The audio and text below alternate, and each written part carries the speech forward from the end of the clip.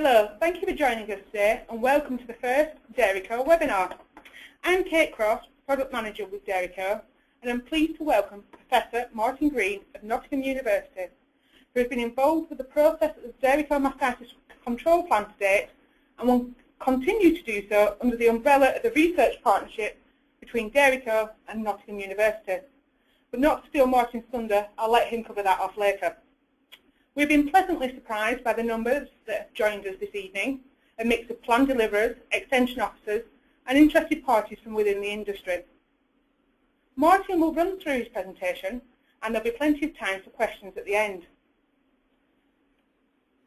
We will endeavour to keep this webinar running as smoothly as possible, but as I mentioned earlier, you know it's our first time doing such things as this, so please bear with us if we encounter any technical difficulties. We will try to keep them to a minimum. Everyone will stay muted, but if anyone would like to ask a question as we go along, then please type it in the question box to the left, or click the raise your hand button to speak directly to the group. If we know questions, we've had one very interesting one in already, asking where the bar is. Well, I'll hand over to Martin and let him make a start on his presentation about the DairyCo Mastitis control plan, the story so far. Thank you very much, Kate, and thank you everybody for joining us this evening for this webinar. So the plan is to go through the following.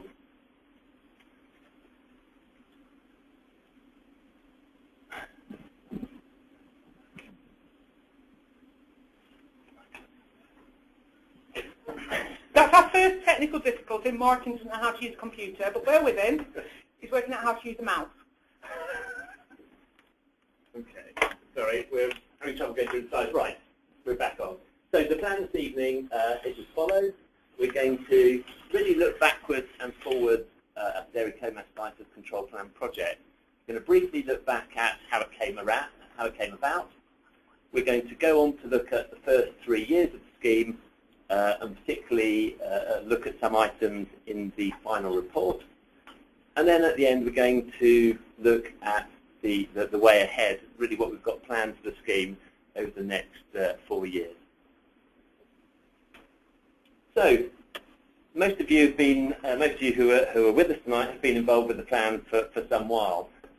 And really this is just a reminder for why we started the Mastitis control plan and why we've got to where we are. So I guess going back to the early 2000s, there was plenty of concern in the industry that the level of mastitis was higher than we would like, both clinical and subclinical mastitis. And really, although many individuals were playing an important role, overall the industry maybe lacked a cohesive approach to mastitis control. And that's something that we felt it was important to try to address.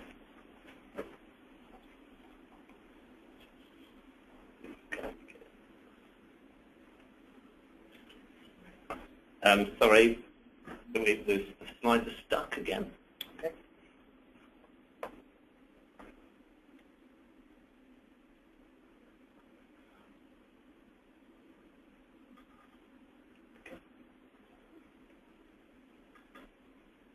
Okay, sorry about that. We have got a few technical issues. So the concerns, I guess, of mastitis were around the economic side. It was costing the industry a lot of money. Concerns about cow welfare, of course. Sustainability, because mastitis is responsible for a good deal of wastage in terms of milk.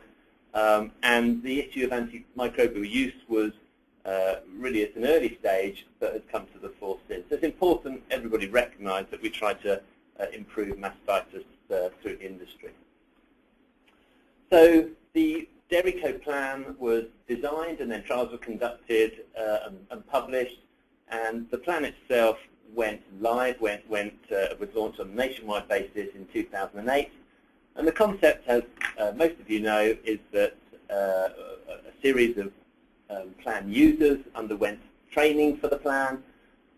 We provided support and backup for plan users during that time.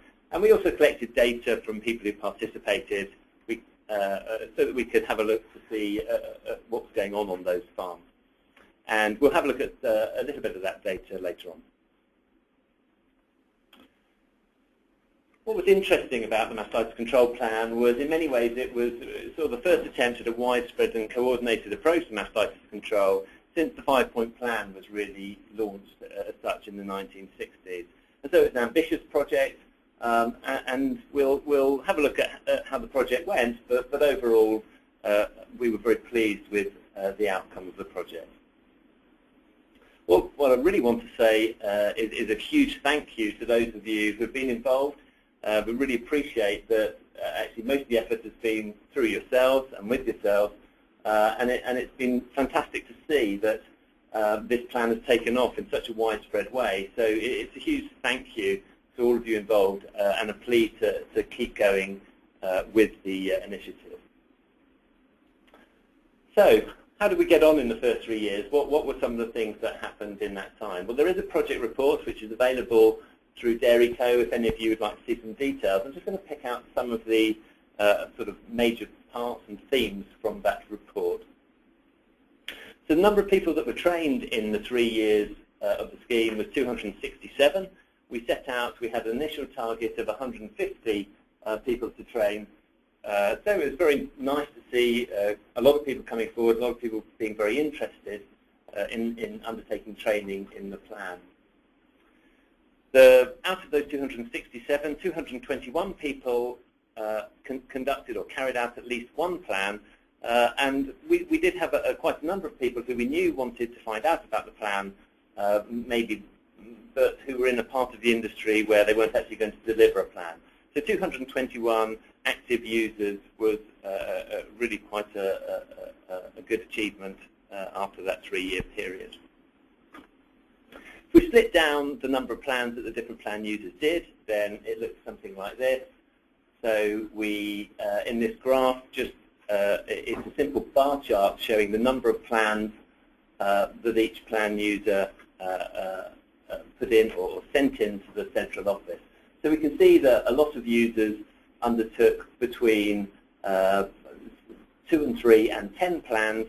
A few of you were fantastic, did over 10, in fact over 15, and then quite a number of people maybe only did 1 or 2. So some variation in how much uptake and use there was of the plan, and 183 people remained active at the end of the 3-year period. So we're still registered and licensed in terms of using the plan. In terms of the farms enrolled in that 3-year period, then at the end of the 3 years we had 950 farms, but that's been increasing since then, and we're up to just over 1,000, about 1,025 farms where their data has been sent in, and we know that those farms have undertaken the plan. Because those farms, as you see in a minute, are larger than the average farm, a conservative estimate is that they represent about 10% of the national herd. So cows who have been touched by the plan represent about 10% of the national herd, again, which is quite an amazing figure in many ways, and something that we're all very pleased with. However, we'll get to the more informal feedback later. It soon became apparent that as well as the plans that everyone was sending in, the plan itself was being used on other farms, either in part or in full. And so actually we have good reason to believe, but probably a conservative estimate is that something like 15 to 20% of the national herd may have actually received a plan. We've just had a question in there from Richard Knight about the makeup of those people that actually went through the training to be plan deliverers. And Richard's question was, did you think there'd be more non-vets trained? When we originally set off, there was in place, if you will, that anybody within the industry could actually go through the training process and become a registered plan user, including vets, including farmers themselves that might want to do it for their own farm. It soon became quite clear, if you will, as we went through the training process and then actually doing the plans on farm, that maybe farmers doing their own plans wasn't as beneficial as getting someone in from outside with a new view on the farm was. Now, in terms of non-vets, thinking consultants, we had both consultants in the dairy field, we had people that were allied to chemical companies, parlour companies, We also had a number of field staff came through the training, and that's the numbers that Martin picked up on earlier when we said was 267 went through the training, and then those that came to find out about it, if you will, and those are people probably that were looking for them to signpost people to the local plan deliverers, the vets, the consultants that are active plan users. So yes, we probably did at the start, but it's not something that's really worried us as we've gone along. Can I just welcome the latecomers that have come along? We've had a great turnout. We're now numbered at 50 of you out there listening to Martin instead of the one show. More on that later. Yes, thank you very much. Okay, so onwards with the farms that have enrolled on the plan so far. Just a bit of information about those farms. As you can see, they're rather larger than the average farm in the UK. So the mean size was 217 and the median 184, but a large range you can see in terms of herd size overall in terms of farms enrolled. Again, the 3 or 5 day yield was above the sort of national average figure, which might be 7 to 7,500. It was about just over 8,600 litres, as you can see there. When we looked at the data that we received that you all sent in from farms as you were enrolling them, so this is before they've had the plan, this is a plot which shows the cases per 100 cows per year of clinical mastitis, just plotted in order of ascending incidence rate.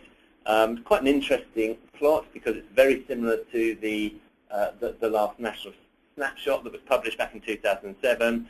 So it showed a median, or the central herd, having a case rate of about 50 cases per 100 cows per year. And this quite interesting right-hand tail where maybe there's something like a quarter of the herds who are having more than 80 cases per 100 cows per year. But you would expect these to be problem herds, hopefully, and therefore there will be farms with quite a lot of clinical mastitis. Maybe more surprising to see the left-hand tail where there appear to be farms with relatively low levels of clinical mastitis, but it may well be that that was under-reporting. We'll come back to the potential of under-reporting clinical mastitis later. In terms of the cell counts that these farms had at enrolment, this is the plot of the bulk milk somatic cell counts, and this is averaged across the weighted average of counts from milk recording. So this isn't the bulk milk as in the collected bulk milk, this is the weighted milk recording figure. And you can see actually the central herd here has a bulk milk somatic cell count average of round about maybe 230, something like that. And again, a few herds, real problems, who are sort of 300 and above there on the right. So just give some background to the overall data that was sent in for the 3 years. In terms of the farm diagnoses that you made, well, they looked like this. Probably not surprisingly, most of the diagnoses were environmental. They were environmental in origin. Environmental dry period was just slightly more common than environmental lactation. So that's 48%, nearly half of the herds were, with the diagnosis were environmental dry period. And the contagious, both lactation and dry period together, we put those together, represented only about 6% of all the diagnoses made. So really no surprise there, but just confirms again that I guess the dry period was important for many of these herds in terms of their main problem. In terms of compliance, so how did you record that the farms complied with the recommendations that you made? This is only from 301 herds because these were the first herds in, so to speak, because we needed quite a lag time before we could work out, or before you could send us information on whether herds had complied or not. And probably this is slightly disappointing in that only 14% you recorded as compliance 3, so really complied, that's to say, with more than 2/3 of your recommendations. Having said that, there were quite a few at compliance level 2, so there was nearly 50% of herds which were a 2 or a 3 compliance. But still, looking at the research on this, and also I'll show you some data a bit later, this is probably very important and something that we need to think about going forward. Okay, and just a few facts and figures about the outcomes on these herds having put the plan in place and then looking at their data a year later. First of all, this is the data based on somatic cell counts, and this is the lactation new infection rate data. So So this is how the farms changed from the year before they put the plan in place to the year after they put the plan in place in terms of the lactation new infection rate. So this is the relative change on the y-axis is the proportional change as to how much they reduced in terms of that lactation new infection rate. And you can see on the x-axis that's presented in terms of the level of compliance. So this graph is only represents herds in which a lactation environmental problem was the diagnosis. So in herds that had a lactation environmental problem, you could see actually that those that complied at level 2 and at level 3 really did quite well in terms of reducing their lactation new infection rate. So compliance 3 reduced that rate by about 20% over the year, and compliance 2 about 15%. So very nice changes in terms of cell counts, and as we see, the cell count data is much stronger than the clinical mastitis data, and we think that's partly because it's recorded much more reliably through the years. If we then do the same, look at the same sort of graph in terms of the dry period new infection rate, and we see a similar kind of pattern, although it's really only level 3 compliance that's important. So this is now herds that had a dry period environmental problem, and those that basically did more than made more than two-thirds of the changes that were recommended, they saw a reduction of what's that, nearly 18% or so in terms of their dry period new infection rate.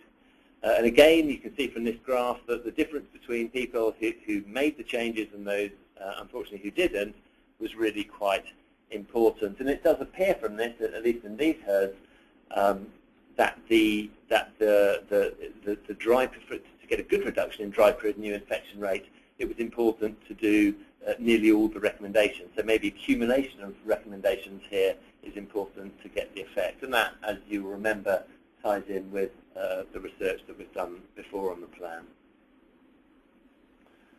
The changes in clinical mastitis, I'll just show you a few figures here, but we do need to be careful of this because we recognize that reporting of clinical mastitis here can confound these figures. So we are quite aware that in many of these herds that there's likely to be some underreporting of clinical mastitis in the year before the plan was implemented, and then that reporting often gets much better with the motivation of being involved with mastitis management, and therefore, without any control within this study, this isn't obviously a piece of clinical research, this is just reporting what happened, so without a control group, we don't really know, we have nothing to make a comparison with. So we are aware that as reporting levels would increase, it's quite likely you will see some sort of an increase in clinical mastitis, or it's possible. So bearing in that in mind, this is what we actually saw as the main figures. So these figures to start with are the cows affected with clinical mastitis. So this is the proportional change again in herds from before to after the plan was implemented. And in these figures, you can once again see that it was only the herds that complied with the majority of the changes, more than two-thirds rather of the changes that were recommended, that saw a reasonable level of reduction in clinical mastitis. I just emphasise again, this is that reduction is a reduction of 10% in clinical mastitis, despite the fact that there's likely to be some increase in reporting.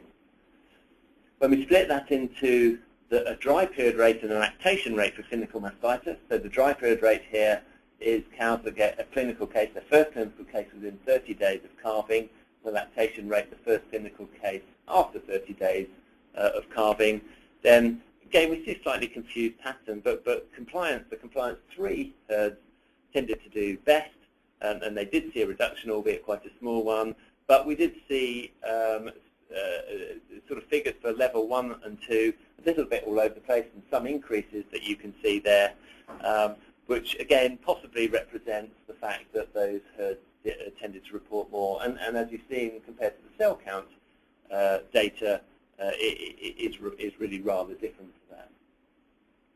Anyway, so they're the headline changes that we saw in clinical mastitis. When we made some conclusions from the first 3-year report as a whole, then I guess a few things came out of that were made in the report. I mean, the first was quite simply that it was nice that a coordinated and widespread effort in terms of mastitis control can work, and that many people were prepared to become involved, which is fantastic. We did see reasonable improvements, particularly in cell count, and again, the importance of compliance comes through from the data very, very strongly, just as it did in research. And then a quote, if you like, from the final report, and something that the people involved with the plan and delivering the plan felt was that, of course, there's a lot of effort in terms of maintaining this sort of scheme, both in terms of infrastructure and support. This is effort in terms of the plan team, but also effort on the ground by all the people participating. So we really do appreciate everybody's effort in that, and it's something that we note going forward. For this to remain a success, I think we all really need to be committed to it and hope to see, hope to make sort of further improvements as we go. Okay. Okay, so we've had another question. I'm glad you're up there, Richard, chipping in with some questions. You said, did you look at changes in antibiotic tube usage, possibly as another indicator of clinical mastitis? Well, we didn't for this. We didn't collect that data for this particular study. One thing we are doing that's worth a mention is all the data that has come in, we are collating, and Pete Down, who many of you will know has got some money to undertake a PhD at Nottingham. So what we are able to do is to look a lot more closely at some of the intricacies of this data.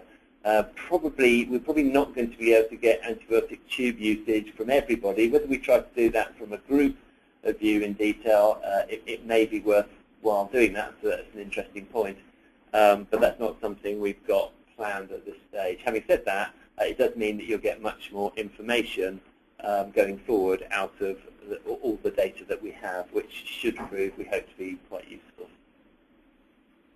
Okay, so I'm just going to go on now to a survey which DairyCo conducted at the end of the 3-year period, an independent survey which was conducted by Promar of plan users, really to get your feedback on some of your thoughts of the plan. 67 people responded to this, and all the responders, except for one, were vets. So again, I'm going to pick some interesting points that came out of this just to let you know about it, really, and if you want to make any comments on it. One of the things that was news for us, and I mean, in a way, it was quite nice, and in a way, it would have been good to have had more information, but thank you for being honest, those of you who replied. So what we found out was that for each plan that we received, officially, if you like, so that you sent to Andrew and James at the time, people said they did at least one extra farm which they used the plan on completely, and probably another one, at least another one additionally, in which parts of the plan were used. So the good news here is that the plan actually seemed to reach a lot more herds than we managed to collect data for. I guess that's also unfortunate to some extent, because it would have been nice, of course, to capture their data and to know about those herds. But actually, overall, it's good to know that the information is being used widely out there. That's great, really. Okay, so some of the answers were on a scale of 1 to 5, where 1, as you see, was very little impact, to 5, extremely high. Or Promar rather, asked what did you feel that the value of the plan was for farmers that you used it on, and the median score here was 3.9 out of 5. So that's to say, most. I'm sorry, we just had a message today that maybe some of the sound is not that good. So we're just going to change a couple of things this end to see if it's improved. Maybe if anybody wants to feedback on that, just let us know if it's got better. That would be great. Anyway, yes, so the value of the plan to farmers was scored at nearly 4 out of 5, so that's, thank you, somebody just said it sounds fine, but they're very close actually, right next door. And Tim, thank you. On we go. So the value of the plan to farmers was nearly 4 out of 5, which was great. We're very pleased with that. Value in terms of the way that you deliver advice. Again, 4.1 out of 5. Very good to know that many people felt it really was a useful way to help in terms of delivery of advice. Interestingly, the thing that was rated highest by people who participated in the plan was the initial training and the ongoing support, which was very nice for those of us involved, because clearly a lot of effort went into that. But that's really good to know that most of you, it's very encouraging for us to hear that most of you really enjoyed the training and you valued that support. The vast majority, 83%, said that they would continue as users going forward. Again, that's fantastic, and be really grateful if that's the case. And most thought they'd do maybe 1 to 5 new farms in the 12 months after the survey. Okay, we asked about what you felt the biggest drivers for the future success of the scheme would be, and really the themes came through here very strongly. So the biggest drivers for success were around farmer education, marketing, raising awareness of the plan, and that would include promotion of the results of the plan. So we realised, and this theme will come up again, that the marketing and raising awareness is really something we need to look at going forward. Biggest drivers for achieving impact on the farm, again, this is a key question for us because it's something we all recognise is very difficult. And points here were learning about motivation of farm staff and maybe communication and improved methods of communication. And that's, again, something we feel that going forward might be a useful thing for us to look more at. Farmer education again, and it was picked out by lots of people that the importance of having an ongoing input on the farm in terms of achieving impact. So probably no great surprises, but very useful for us in terms of learning about the plan going forward. Okay, so maybe just to summarise this bit, I've got a few statements of, I guess, what we see, and this is from feedback from plan users, the plan team, and DairyCo. Maybe what are the key issues that have been highlighted in those first 3 years of the use of the DairyCo Mastitis control plan? Well, this area of the vet-farmer or advisor-farmer relationship does seem to be crucial. Lots and lots of people kept going back to that. What we can learn about improving that in terms of achieving things on farms together in teams. And also the model of how the plan is delivered within practice or consultancy life does seem to be still a barrier, something that we need to overcome. And although many of you do manage to do that, it may well be we still need sort of some changes in terms of the way we approach sustainable herd health for us to be able to achieve even more with something like the DairyCo Mastitis control plan. Okay, other bits of feedback. Again, communication. So communication all the way through the industry, we think, and came out as being very important. So this might be communication at the farm advisor level. It might be communication between the plan team and the plan users. It may be communication with DairyCo and the plan team and the plan users. It may be communication with the greater industry. We think all of those can probably improve, and it's something that, again, we'd like to take forward and see if we can get even better as we go on. Okay, and another key issue, we did mention it briefly before, that it was picked out by the plan users in particular, that many people commented time and again of how important and useful they felt the support was. So this was important in terms of data and data management and maybe making that diagnosis at the beginning. And it's something which is going to change slightly the way we approach things going forward, and it's something that we need to be mindful of and careful that we get right. And maybe that's something that we should think about offering more commonly with this sort of plan. So that's something that remains on the agenda going forward. So I guess what has the plan achieved so far? I think it's true to say that there's certainly been an amazing acceptance, I would say, that it's a high quality and really useful approach to mastitis control. So we've had buy-in from retailers, for example. It's been involved in, it's been name checked in welfare guides. We've had very good feedback from users and other parts of the industry, and lots of practices taking it on board in a way that's great to see, so with newsletters and promoting it and so on, and we really appreciate that. And I think for us all to go forward together on this, it's something that we really need to keep going.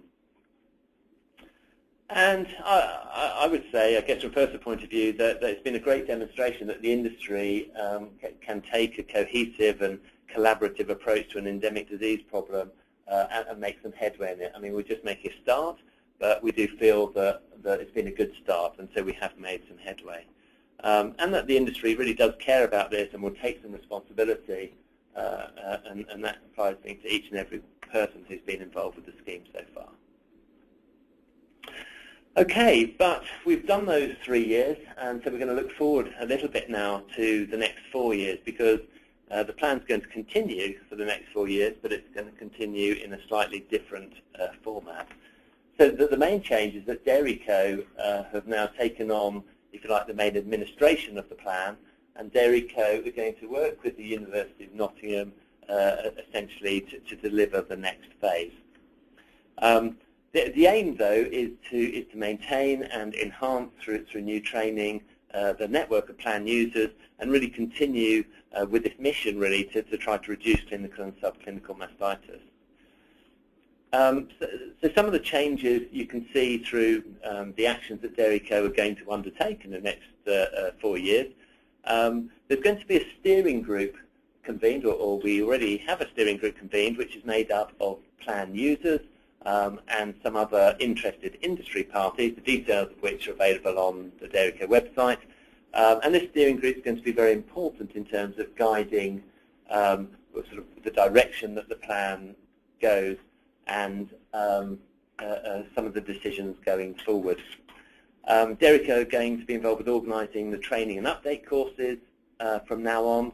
They're going to maintain the database of plan users, and they're also going to be responsible for maintaining the licensing of the e-plan. So as you can see, all of your communications in terms of administration this way need to go through DairyCo. And Kate Cross is sitting here smiling at me, very keen to get going with this over the next few years, or something like that.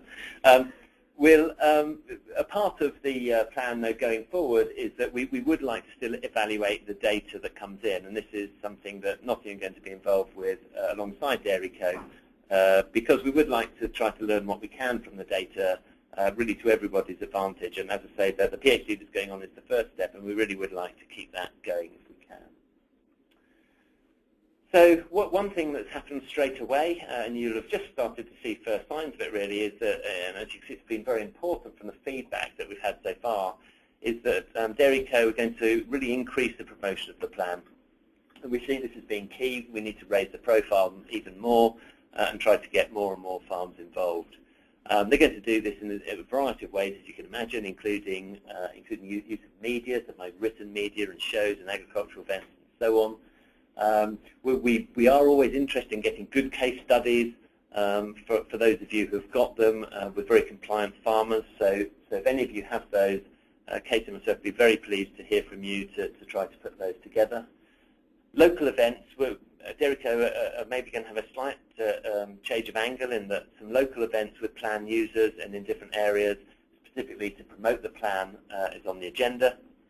A wide variety of literature is going to be produced, both directly from DairyCo and also to go out through different users to help you promote the plan as you want to.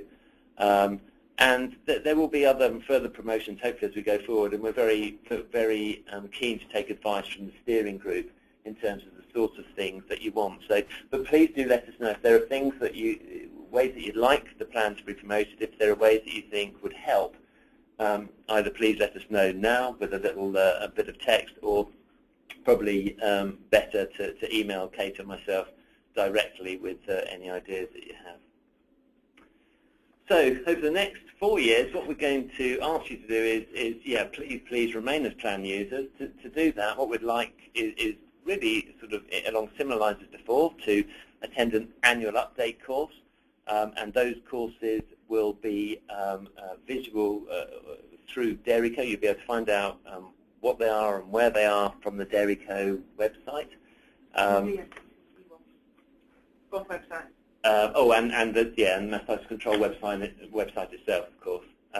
What we're going to do is slightly change this for the next 4 years. So we're going to ask plan users to maintain at least 3 farms active in terms of mastitis control plan provision. That's to say, you don't have to have 3 new farms every year, but what we'd like you to do is to just to make sure that you have 3 farms that you're sort of working with, you're recording data from, and you can show, if you like, that you're an active plan user, just to try to encourage people to keep that data going and also to keep sending it in. And the other thing that, again, we would really strongly ask you to do is to actively support and advocate the plan. Clearly, that's something we need to do as a whole group. And if we can do that, then I think we've every chance of getting the plan to grow ever more. And I think, and I hope that's in all of our interest and also the interest of the industry as a whole. So that's really a whiz through where the plan came from and what happened in the first 3 years and what we're going to do now.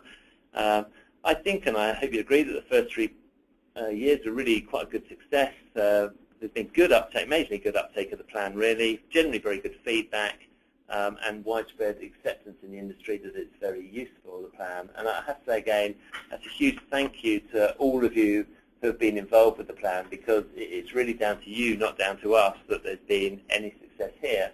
And I hope that you're willing to keep going. No. There are, of course, challenges ahead, and the challenge is to maintain and an increased momentum, really.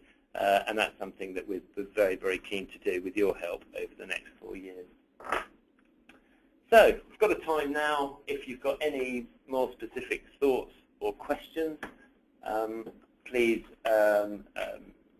make a note and send us any more thoughts and questions, and we'll be very happy to try to answer. We do have one question in from Amanda Ball, who's actually head of our marketing and communications department here at DairyCo. And obviously the information that comes out of the mastitis control plan is very useful in what we call our image and issues management work, where we look to communicate with the industry about what's going on within the dairy industry. And the question actually is, Martin, if you had a vision for the industry at the end of the 4 years, so that's 4 years hence, in terms of prevalence, incidence and rate reduction across the GB herd, what would good look like? Thanks, Amanda. I think it's very unwise to go and put figures on where we'd like things to be just as a result of the plan. But I think there are a few key things that we would like. I mean, what would be fantastic after another 4 years would be to have another 1,000 herds who have participated and been enrolled. And alongside that, to see maybe nearer the 20% improvements and the 10% improvements that we've had, which would generally be probably a slightly increased level of compliance. So the same number of herds again with increased compliance would be great. I mean, looking sort of further beyond that, I think to have our national bulk milk somatic cell count of around about 200 or maybe a bit under, of course, would be great, and to have the incidence rate of clinical mastitis of maybe sort of, let's say, nearer to 30 than to 50 would be fantastic. But I think we have to be careful with those figures, because it's going to be very hard for us to collect that sort of information to know accurately what has happened nationally. And we also, in particular in terms of bulk milk somatic cell count, we know that they're not just affected by new infection rates, they're also very greatly, probably more, affected by the number of chronic cows that are just kept in the herd. So I would like to see more herd participation, as much as we possibly could get, and if we can, an increased level of compliance on those herds, which I know and have been involved with it is very difficult and is a challenge for us all. Martin, you've managed to silence everybody around the country.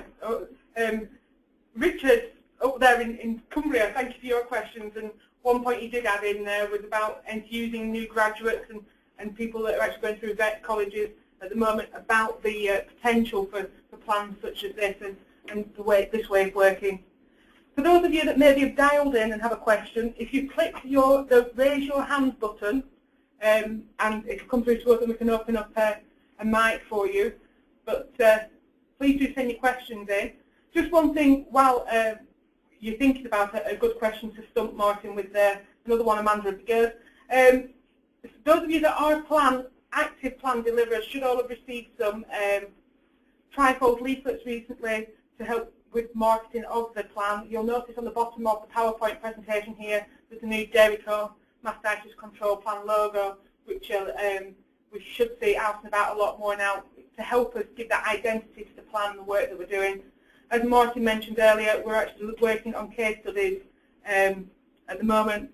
Similarly, we'll be doing some leaflets of those in the next few weeks. And those of you that were at BMC last week will have seen a poster delivered by Hugh Black, who's the DairyCo Technical Extension Officer, that did some findings of these results, and he'll also be doing a few former meetings out and about with plan deliverers over the next few months. We just had an interesting question come through, actually, thank you Andrew, about asking whether there have been particular areas in terms of compliance that consistently fail to be implemented. I think that's an excellent question and something that we need to look at. So that's actually part of the PhD that's going on that Pete Down is doing at Nottingham. So we so far have collected about 300 sets of data, which thank you very much you plan users have sent in, and we're looking at the plans that were implemented and asking and identifying what was and what wasn't implemented. So one of the things we should be able to do is indeed to find out whether there are consistent areas where things aren't done. We can start to then, of course, ask questions about why that is. So we've not done that yet. That's probably going to take another 18 months, I would guess. I hope Pete's not listening to this because we're doing his PhD timelines here, but to get that information out.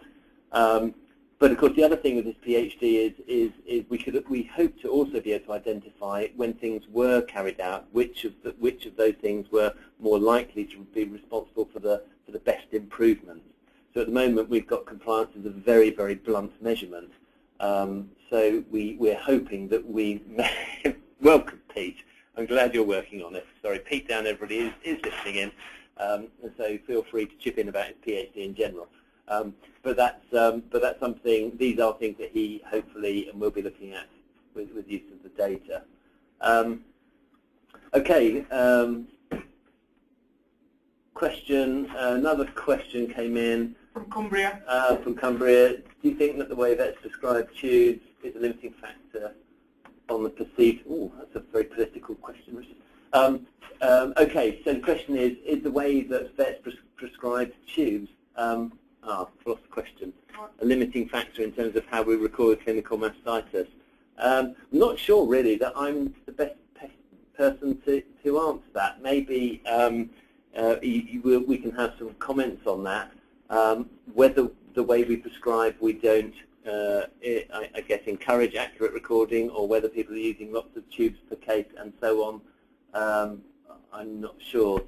I mean, I guess my own view is that a limit to, or a limiting factor for recording clinical mastitis has been what we've done with the data. And I think that the more we do with the data, the more we use the data, our experience suggests the better recording is. So hopefully that maybe at least part answers it.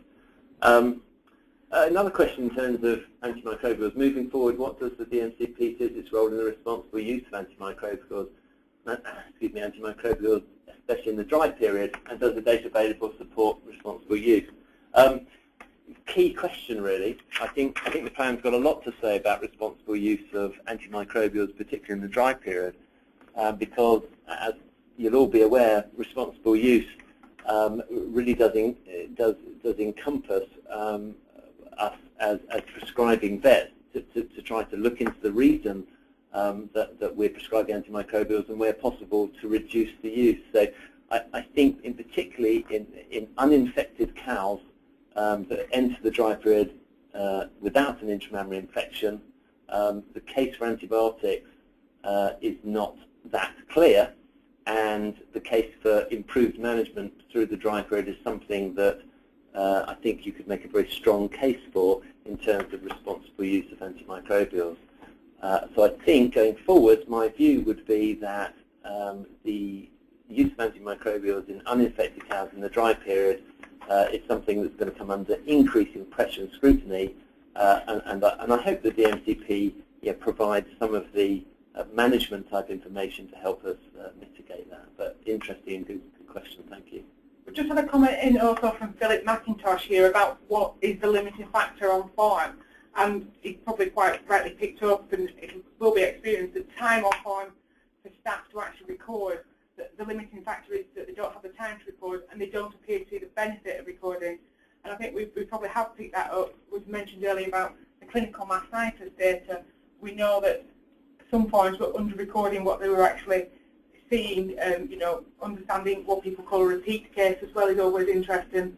The next edition of All Things Dairy, which is the DairyCo magazine that goes out to all levy producers, Hugh Black, who I mentioned earlier, our Technical Extension Officer, has put a little bit in there about simple recording tools, looking at how many cows have a case of clinical mastitis in the first 30 days post-calving, just as a bit of a case study, but also a bit of a tool to say it is a fairly simple thing to record, and the benefits of doing it will help you understand where your mastitis and where your potential cell count problems are actually coming from. So we are aware of that, and it's something that the plan team and also our DairyCo extension officers are looking at how we can look at tools to help farmers record efficiently and then actually make best use of the data. I know we've got Mr. Hanks on the line as well, and he'll tell you data's everywhere. So, yeah, good point. I just want to pick up on another point from Tim Kendrick there about the removal of funding from DairyCo in terms of the data analysis and support, and where that could be a barrier to the uptake and implementation of the plan going forward. I mean, that's an interesting point. It's something that we did think sort of long and hard about. But I think the bottom line is that data analysis is out there and available in the marketplace.